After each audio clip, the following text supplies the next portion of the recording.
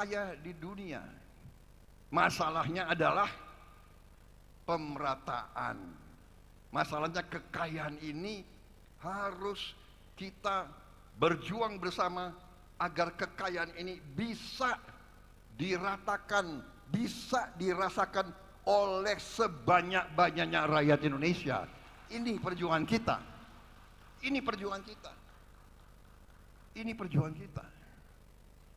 Kalau kita jujur, kita lihat betapa ada warga negara Indonesia yang begitu hebat, tapi begitu banyak juga rakyat kita yang masih berada di bawah garis kemiskinan.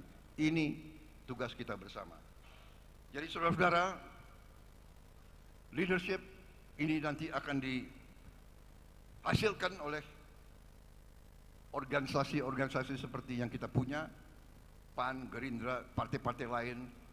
Saya yakin semua partai di Indonesia punya orang-orang baik dan punya orang-orang tidak baik. Mari kita akui, iya kan? Kita boleh punya jiwa kors, tapi kita juga harus introspeksi diri. Di Gerindra pun juga banyak yang kurang baik. Banyak yang baik, banyak yang kurang baik. Di semua organisasi ada yang baik dan ada yang kurang. Sekarang bagaimana yang baik-baik dari semua latar belakang bisa kerjasama? Ini pelajaran sejarah. Indonesia tidak bisa dibendung, kecuali elit Indonesia tidak bisa atau tidak mau kerjasama. Kuncinya itu. Kuncinya itu. Dengan demikian, saya akan berjuang terus bersama semua kekuatan yang mau diajak kerjasama. Yang tidak mau diajak kerjasama, tidak apa-apa. Kalau ada yang mau nonton di pinggir jalan, silahkan jadi penonton yang baik. Tapi kalau sudah tidak mau diajak kerjasama, ya jangan mengganggu. Orang lagi mau kerja kok.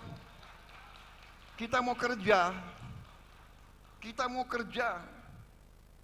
Kita mau mengamankan kekayaan bangsa Indonesia.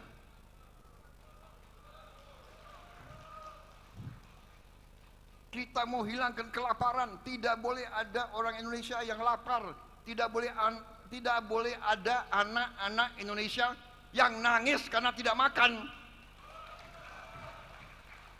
Tidak boleh. Saya yakin saudara tidak terima. Saya malu. Saya dikasih pangkat jenderal oleh rakyat. Saya dipilih oleh rakyat. Siang dan malam kita berpikir, saya berpikir siang dan malam, bagaimana rakyat Indonesia tidak ada yang lapar. Karena itu dari dulu swasembada pangan, swasembada